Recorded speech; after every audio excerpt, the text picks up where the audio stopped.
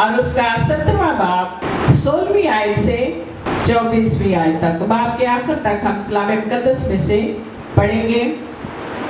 اور خداوند کے کلام کے مطابق جو اس نے ایلیا کی معرفت فرمایا تھا، نہ تو آٹے کا مٹکا خالی ہوا اور نہ تیل کی کپی میں کمی ہوئی۔ ان باتوں کے بعد اس عورت کا بیٹا جو اس گھر کی مالک تھی بیمار پڑا، اور اس کی بیماری ایسی سخت ہو گئی کہ اس میں دم باقی نہ رہا۔ سو وہ ایلیا سے کہنے لگی، اے مرد خدا، مجھے تجھ سے کیا کام؟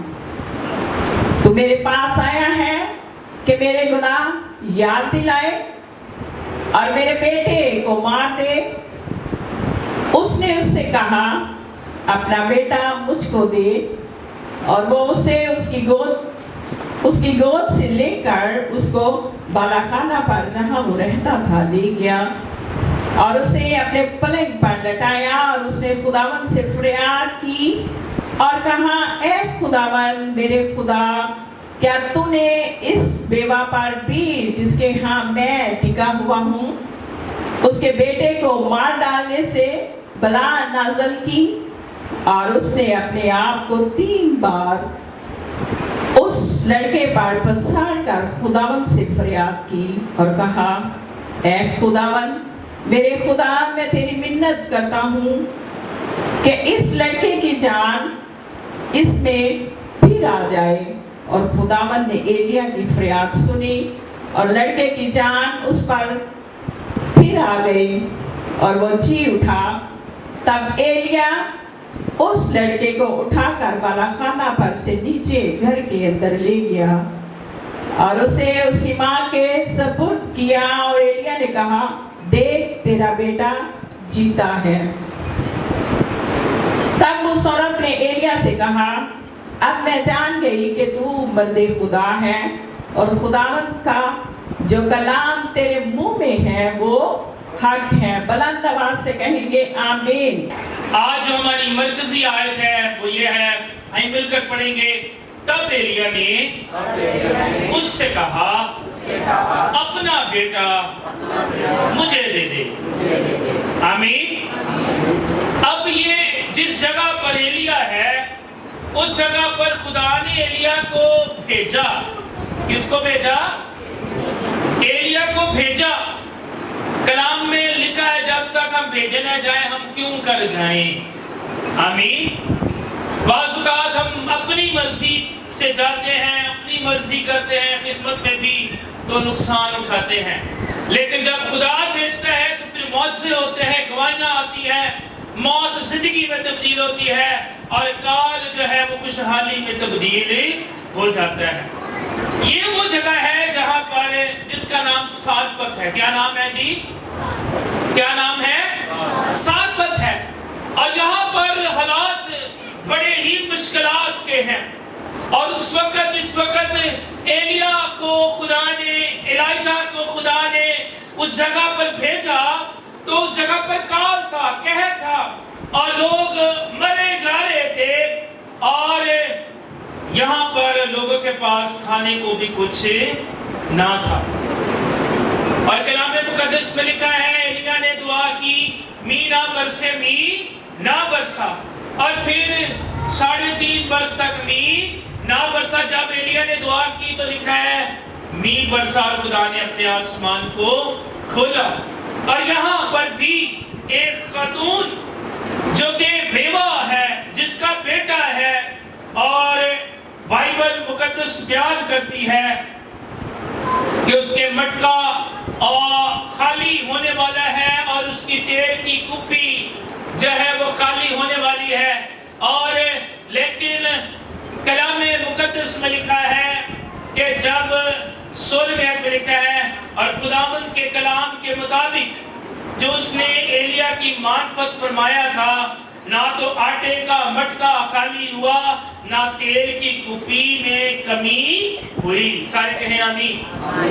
یہ کلام قحط کے وقت جب خدا کے بندہ ایلیا نے بیوہ سے کہا کہ تیرے مٹکے میں سے آٹا خالی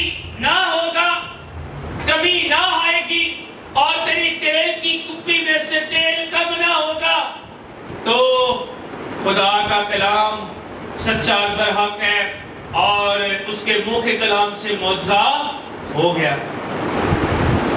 لوگوں کے لیے قحط، لوگوں کے لیے مشکلات، لیکن اس بیوہ کے لیے کیا ہے؟ معجزہ ہو. لیکن 7ویں آیت میں ہم دیکھتے ہیں کیا ہوا ہے. 7ویں آیت میں لکھا ہے وہ ایلیا سے کہنے لگی اے مرد خدا مجھے تجھ سے کیا کام، تو میرے پاس آیا کہ میرے گناہوں کو یاد دلائے، میرے بیٹے کو مار ڈالے. 18ویں آیت ہے یہ، 7ویں آیت پڑھتے ہیں. ان باتوں کے بعد اس عورت کا بیٹا جو اس کی مالک تھی بیمار پڑا، اس کی بیماری ایسی سخت ہو گئی کہ اس میں دم باقی نہ رہا. اور صادقوں کی زندگی میں، راست بازوں کی زندگی میں مشکلات آتی ہیں، معجزات ہوتے ہیں، لیکن وہ اہتمام نہیں ہے. میرے عزیزو، خدا کے بندہ ایلیا کے کلام پر ایمان رکھتے ہوئے آخری مٹھی بھر آٹا اور تھوڑا سا تیل خدا کے کام کے لیے استعمال ہوا، اور خدا نے اس کے گھر میں آٹے اور تیل کی کمی نہ ہونے دی. لیکن پھر اس کے گھر میں ایک بڑا امتحان آیا ہے. اس کا بیٹا بیمار ہوا، اس کی سانس بند ہو گئی. جس کے گھر میں ابھی خدا نے معجزہ کیا تھا، اس گھر میں موت کا سایہ آ گیا. خدا کی کہانی وہاں پر ختم نہیں ہوئی، بلکہ ہم دیکھتے ہیں پہلی بات ایمان کے گھر میں بھی آزمائش آ سکتی ہے. جہاں ایماندار لوگ ہوتے ہیں وہاں پر آزمائش آ سکتی ہے. اگر ہم دیکھیں، میرے ساتھ ذرا نکالیں ایوب 5واں باب اور اس کی 7ویں آیت. میں چاہتا ہوں میرے ساتھ مل کر پڑھیں. ایوب 5واں باب 7ویں آیت لکھا ہے، آئے مل کر پڑھیں گے. پر جیسے چنگاریاں اوپر ہی کو اڑتی ہیں، ویسے ہی انسان دکھ کے لیے پیدا ہوا ہے. آئے ایک اور حوالہ دیکھیں گے. پہلا پطرس 4 باب 12 اور 13 آیت. اے پیارو، جو مصیبت کی آگ تمہاری آزمائش کے لیے تم میں بھڑکی ہے، یہ سمجھ کر اس سے تعجب نہ کرو کہ یہ ایک انوکھی بات ہم پر واقع ہوئی ہے. آمین. ہم کہتے ہیں یہ کون سا انوکھا کام ہم پر ہو گیا؟ یہ ہم پر آزمائش کیوں آ گئی؟ ہم تو خدا کے لوگ ہیں، ہم تو اس سے پیار کرتے ہیں. ایوب کہتا ہے خداوند کے ہاں سکھ پائیں اور دکھ نہ پائیں. میرے عزیزو 13ویں آیت پطرس کے پہلے باب کی 4 آیت، 4 باب کی 13ویں آیت کو دیکھتے ہیں. پہلا پطرس 4 باب 13ویں آیت میں لکھا ہے، بلکہ مسیح کے دکھوں میں جو شریک ہو خوشی کرو، تاکہ اس کے جلال کے ظہور کے وقت بھی نہایت خوش و خرم ہو. آمین. ہلیلویا. میرے عزیزو، یہ آزمائش کیا کرتی ہے؟ یہ ہمیں اور مسیح کے قریب لے کر آتی ہے. آئے ایک اور حوالہ دیکھتے ہیں. پہلا پطرس پہلا باب اور اس کی 7ویں آیت. آئے مل کر پڑھیں گے. اور یہ اس لیے ہے کہ تمہارا آزمایا ہوا ایمان جو آگ سے آزمائے ہوئے فانی سونے سے بھی بہت ہی بیش قیمت ہے. یسوع مسیح کے ظہور کے وقت تعریف اور جلال کا باعث ٹھہرے. آمین. یعنی کہ خدا کے لوگ بھی آزمائے جاتے ہیں. یسوع مسیح خود آزمائے گئے، لیکن وہ کیا ہیں؟ آزمائش پر غالب آئے ہیں. آمین. میرے عزیزو، میں ابھی بتا رہا تھا کہ ایماندار کے گھر میں بھی آزمائش آ سکتی ہے. بیوہ نے خدا کی فرما برداری کی تھی، لیکن پھر بھی اس کے گھر میں مشکل آئی. اس سے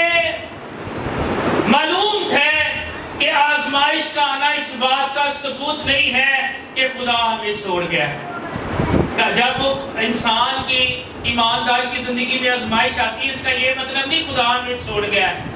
मेरे अजीजों, कभी कभी खुदा हमें ऐसे हालात से गुजारता है जहाँ हमारी अपनी ताकत खत्म हो जाती है, लेकिन वहाँ खुदा अपनी कुदरत को जाहिर करता है। आए ऐसे खुदा की कुदरत के लिए जोरदार तालियां बजाएं। और दूसरी बात, अपनी मुर्दा हालत को खुदा के हुजूर में लाए। अपनी मुर्दा हालत को क्या करें? खुदा के हुजूर में लाए। और जैसे 17वीं आयत में लिखा है, 19वीं आयत में सॉरी लिखा है, उसने उससे कहा अपना बेटा मुझको दे दे। मिलकर कहेंगे, उसने क्या कहा? अपना बेटा मुझको दे दे। पहला सलातीन 17वां बाब और उसकी 19वीं आयत को अभी हम देख रहे हैं। आज हमें क्या करना है? उस वक्त एलिया उससे कह रहा है, उस बेवा से, अपना मुर्दा मरा हुआ बच्चा क्या करे? मुझको दे दे। आज हमें अपनी परेशानियां, अपनी नाकामियां, अपने नामुमकिन हालात, अपने टूटे हुए ख्वाब, अपनी मुर्दा उम्मीदें खुदा के हाथ में देने की क्या है? जरूरत है। और जो चीजें हमारे हाथ में खत्म हो जाती हैं, जो चीजें तो देखें, जो चीजें हमारे हाथ में खत्म हो जाती है, खुदा के हाथ में वो जिंदा हो जाती है।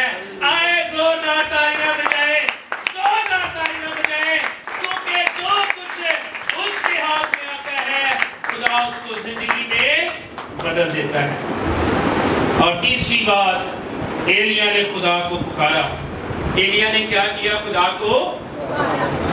आए जरा हम देखते हैं, लिखा है, और खुदावन ने एलिया 21 आयत में लिखा है, और उसने अपने आप को 3 बार उस लड़के पर पसार कर खुदावन से फरियाद की और कहा, ऐ खुदावन, मेरे खुदा, मैं तेरी मिन्नत करता हूँ कि इस लड़के की जान इसमें फिर आ जाए।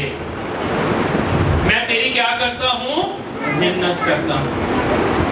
और जब एलिया ने बच्चे को खुदावंद के हुजूर लेकर आया, तो एलिया ने मौजज़े के लिए इंसानी ताकत पर इन्हिसार नहीं किया, बल्कि खुदा की कुदरत पर इन्हिसार किया। एलिया ने अपनी ताकत पर भरोसा नहीं किया, उसने घुटने टेके, उसने खुदावंद के हुजूर को जो जिंदा खुदा है पुकारा। जब हालात काबू से बाहर हो जाएं, तो घबराने की बजाय हमें क्या करनी है? दुआ करनी है। क्या करनी है? एलिया उस बेवा के सामने भी दुआ कर सकता था, लेकिन वो बाला खाना में गया, क्योंकि वो जगह थी जिस जगह पर एलिया ठहरता था, दुआ करता था, खुदा के हुजूर झुकता था।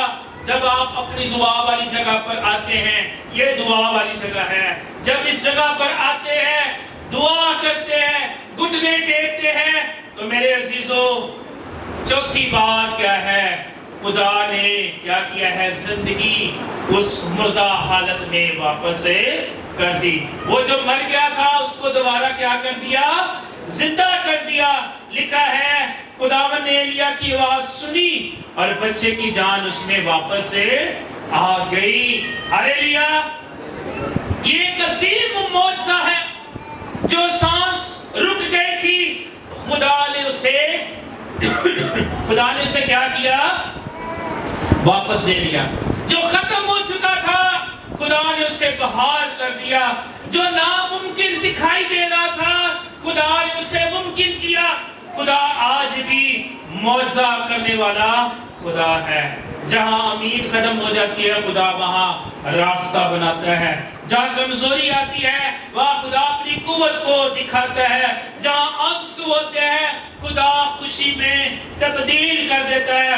जहां मौत का साया होता है, वहां खुदा अपनी पताका शादियाना बजाकर जिंदगी को लाता है। और मेरे अजीजों, जहां इंसान कहता है अब कुछ नहीं हो सकता, वहां खुदा कहता है मेरे लिए सब कुछ मुमकिन है। हालेलुया! कलाम मुकद्दस में लिखा है, جب اس کی ماں کے سپرد کیا اور ایلیا نے کہا دیکھ تیرا بیٹا کیا ہے جیتا ہے، تیرا بیٹا کیا ہے بولے تیرا بیٹا کیا ہے جیتا ہے۔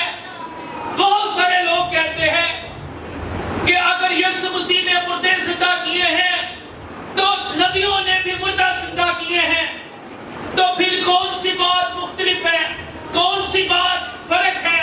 لیکن میں آج آپ کو بتانا چاہتا ہوں جب کسی نبی پیغمبر نے مردوں کو زندہ کیا ہے، انہوں نے خدا کو پکارا ہے، اے خدا ہم تیری منت کرتے ہیں تو اس بیٹی کو اس بیٹے کو کیا کر دے زندہ کر دے۔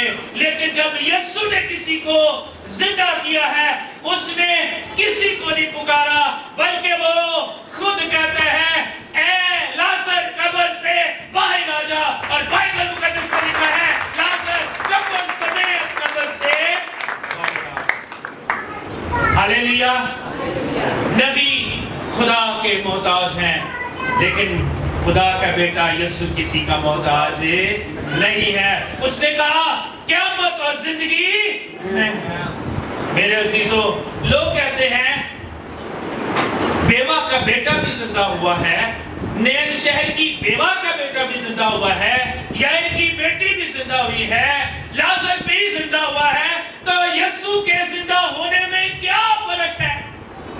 میرے عزیزو، یہ سوال ضرور اچھا ہے، اس کا جواب یہ ہے نین شہر کی بیوہ کا بیٹا زندہ ہوا، لازر زندہ ہوا، اس سارپت کی بیوہ کا بیٹا زندہ ہوا، لیکن وہ مر گئے۔ لیکن جب یسوع زندہ ہوا وہ مرا نہیں، بلکہ بائبل مقدس میں لکھا ہے وہ باپ کی دانی طالب بیٹا ہے، جہاں سے وہ زندوں اور مردوں کی عدالت کرنے کو آئے گا، اس پر پھر موت کا کوئی قبضہ نہیں ہے، وہ آئے گا اور اپنے جلال میں آئے گا۔ ہاللیلویا۔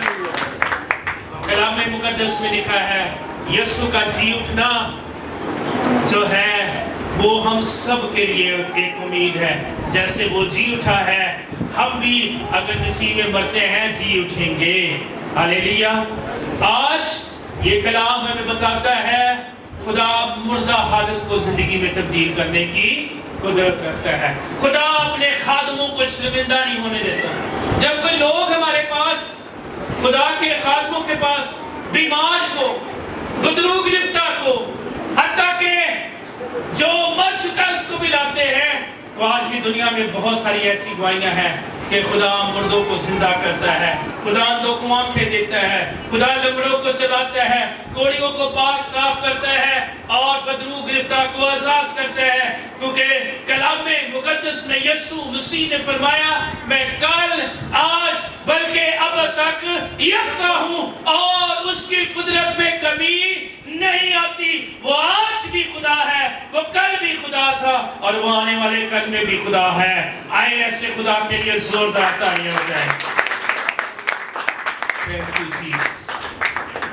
اور بیوہ کا ایمان کیا ہے؟ مضبوط ہو گیا۔